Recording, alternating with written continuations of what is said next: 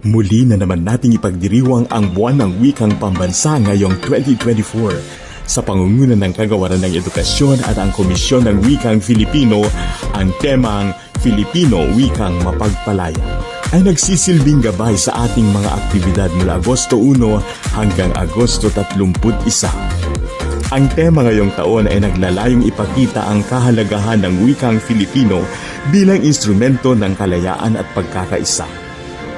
Ating ipinagdiriwang ang wika na nagiging tulay ng ating mga adhikain at pangarap at nagbibigay boses sa bawat Pilipino.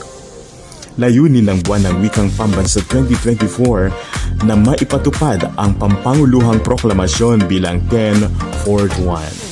Maiangat ang kamalayan ng mga mamamayang Pilipino ukol sa wika at kasaysayan nito.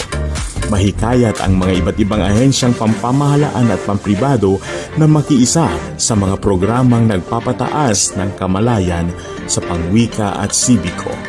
Maganyak ang mga mamamayang Pilipino na pahalagahan ang mga wika ng Pilipinas sa pamamagitan ng aktibong pakikilahok sa mga gawaing kaugnay ng Buwan ng Wikang Pambansa at maipakilala sa mga mamamayang Pilipino ang KWF bilang ahensya ng pamahalaan na nangangalaga sa mga wika ng Pilipinas.